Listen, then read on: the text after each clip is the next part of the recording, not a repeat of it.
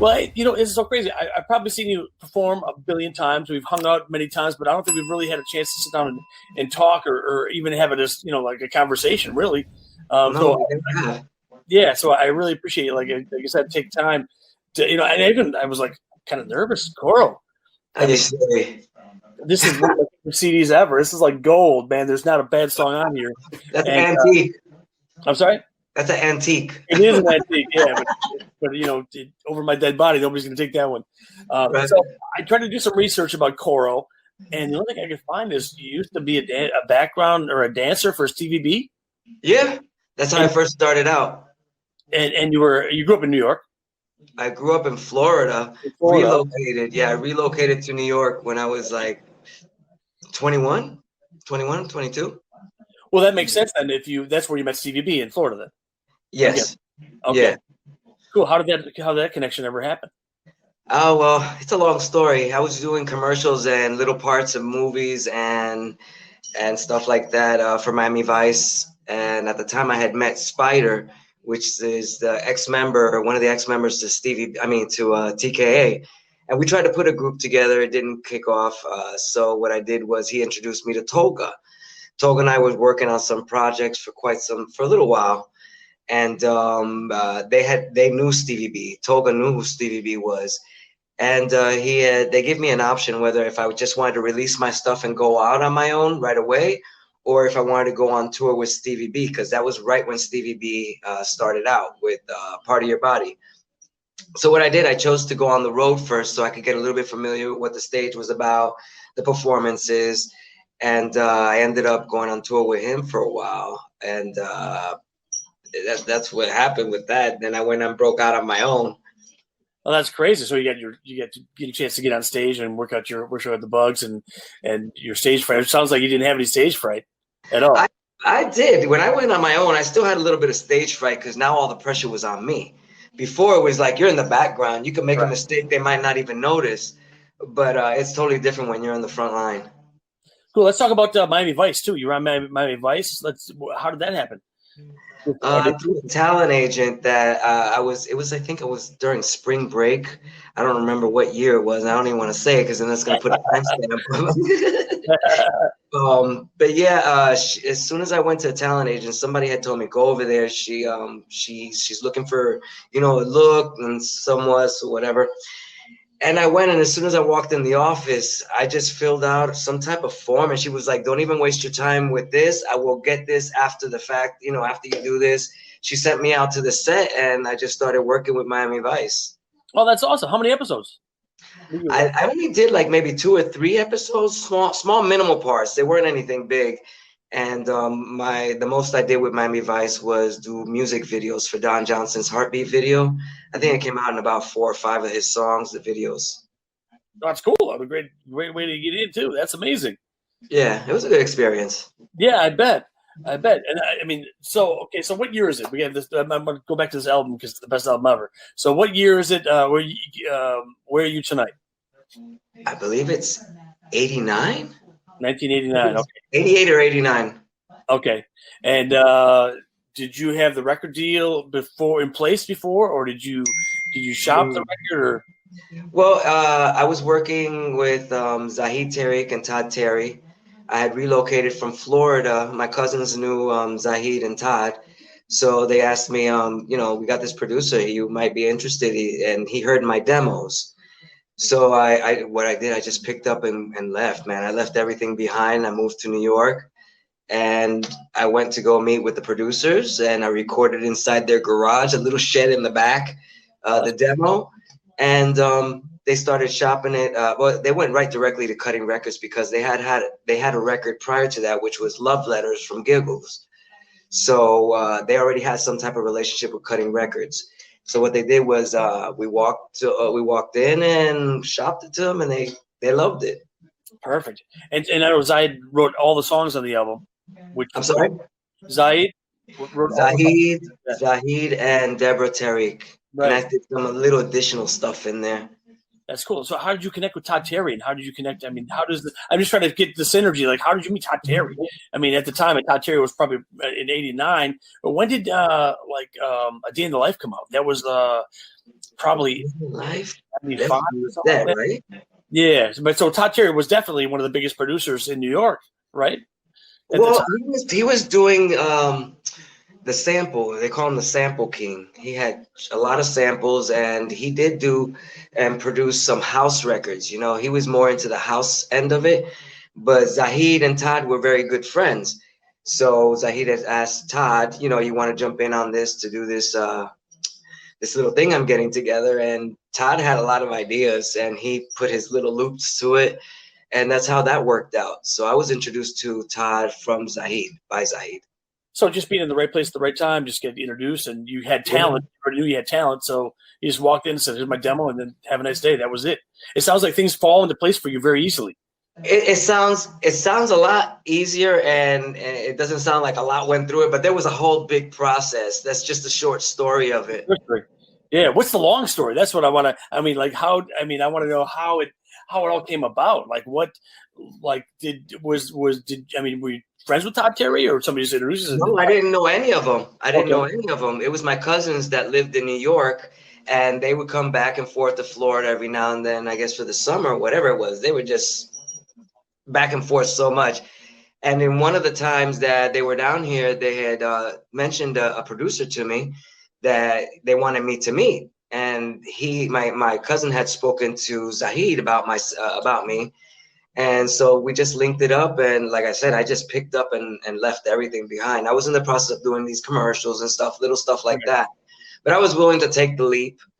And that was after the fact that I had left Stevie B, being on the road with Stevie B for about a year, when I broke away from that, and that's when all that process didn't happen. Even breaking into the commercial business too. I mean, that must have been tough too, just to get into that little niche. Was that something? I think I was really lucky. I don't know. It was the talent agent. I forgot. I think her name was Sylvia Gray, and her talent agency was in South Beach. So like while I was hanging out at hotels and partying for the weekend, I said, well, let me take this little bit of time out, being that the office is literally like about 5 minutes away. I could even walk to it. So I literally did. And yeah. She just gave me the job right on the spot. I don't know. I was lucky. This is the worst interview ever, man. It's like you just fell into place. There was no. That's great. No, I'm just kidding. But that's awesome. Oh, that was paved for you. It was like you had there. I mean, where did you get your singing kicks? Did you just sit in I was in a choir. I was in some group for the high school. And I've always been into music, even from elementary school. I've always been in the musical programs and always performed for the talent shows. And throughout all my high school year, I did the same thing. Junior high, elementary, I always had an interest in drama and music. And honestly, I never knew that it was going to be that was what I was going to end up doing. It was something that I did because I enjoyed it so. I enjoyed it so much, and it was easy for me. So I took that route. Perfect. Well, that's great. So you started with drama, and it meant just like so. You've always been kind of artistic, right? Yeah. Mm-hmm. Yeah, your artistic background. I know you work out. You're constantly working out. You're a big guy, or I haven't worked out in about 6-7 months, and especially when the Corona hit. Yeah. I said, forget it. Nobody's gonna see me anyways. No shows. I got a little chunky. I gotta say. I was in a keto diet for so long, for like a year, and I was like feeling good, and then this happened, and I'm like, you know what? Hey, there's cake, So yeah, everything went out the window. I seriously got to get back into it, but it's like I don't want to go to the gym because I don't trust the gym. I don't trust that. Maybe they might be cleaning and everything, but it's not enough. And I had to take a flight, and I was masked, and I was gonna bring my hazmat gear. Yeah, it's almost, you don't want to make a joke about it, but it's almost to that point where you really think maybe hazmat gear, maybe I'll be the one laughing on the, maybe I'll be, sitting around laughing. I'll have the last laugh because I've used that stuff. So, it's crazy. I just did a party myself last weekend, and I was like, I'm not taking my mask off for anybody. I don't want to, it's a scary time, man. It really is. And the thing is, too, nobody has any answers, which is, we don't know. But I know I didn't mean to talk about COVID all day. But so you started in Florida, you moved to New York, now you're back in Florida. Yeah. Just what kind of childhood? What did your parents do? My mom's a real estate agent, broker. We have a real estate agency.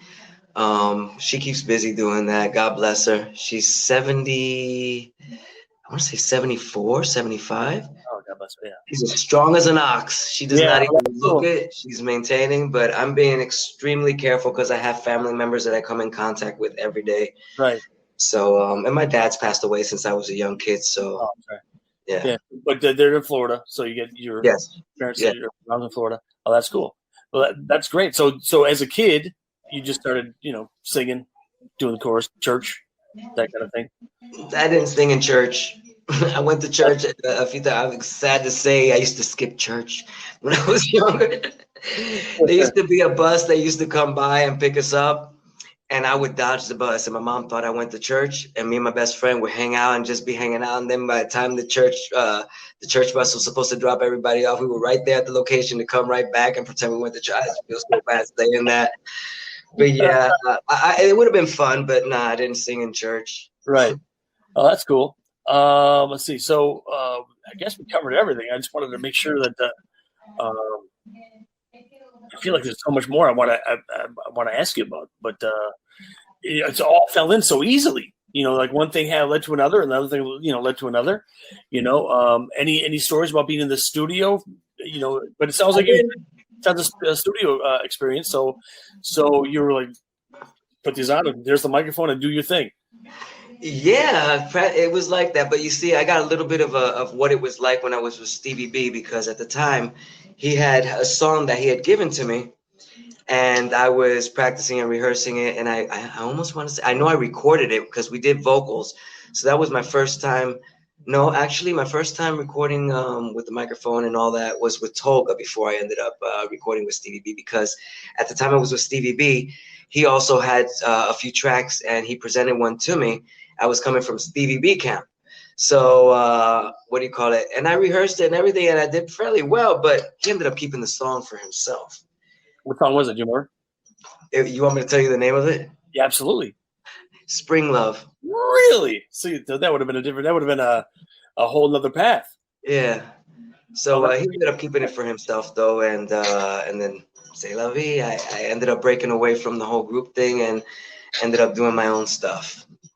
Cool. So every time you hear Spring Love now, do you think that could have been me? Or you know what? I don't think too much about it, because honestly, things happen for a reason. Absolutely. Yeah. I might not have been the person I am today had I done Spring Love, and I would have taken a totally different venue. And I might not have had the opportunity of being Coro for Where You Tonight, Can't Let You Go, and Fallen Angel, and so on and so forth. So I've never been upset about that. I don't even think about it. I hear the song and I'm like, well, I know this song, Yeah, I know all the different backgrounds that I've done and everything, but I have there's no remorse in not doing it or anything. It's totally good. I don't care. But it's interesting to hear that story about that could have been a whole different path for you. But you've got nothing to be ashamed of. Your catalog is amazing. Like I said, and even the other stuff you've done, like the we are the ones, and the other. Yeah, that was a cool song. Love Shadows, and the House Red. One More Night. Great. One Night with You. One Night with You. Yeah. All smashes. There's a few songs that I've done that I don't even remember anymore, and people bring, oh, remember this song you did that? Do you perform that? I was like, wow, I even forgot I did that song. Yeah. There's I've recorded a lot of demos, that are almost finished, but I have performed before in the past, and I totally forget that I've done those. I just stick to the ones that people know the most. And every now and then I'll pop a song in and out, just to fill in the show time, and sometimes the people know them. I'm surprised. I could play any song off the album and I'll be like, oh man, that's my jam. Oh, that's my jam. That's my jam. They're all my jams.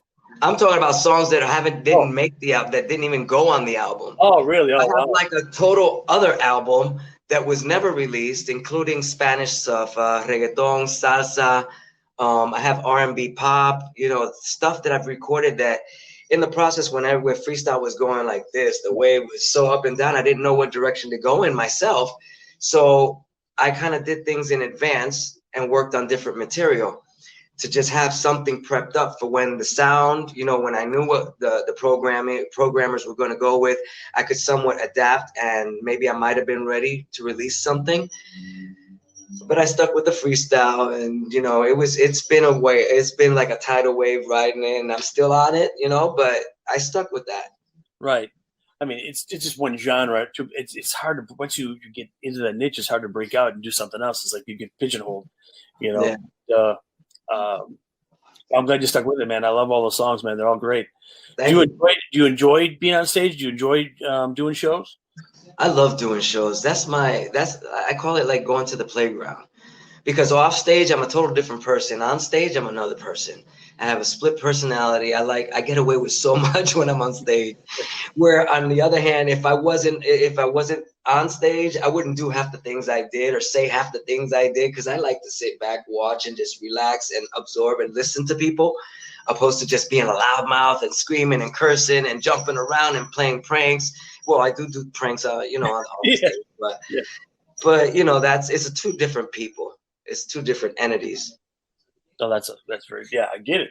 You know, when I first met you, the first couple times I met you, you seemed real reserved, kind of shy. But then, like I said, you know, the closer or the more I've seen you around, you know, you get a little crazy. Yeah, I tend to be that way. I'm a shy person, believe it or not.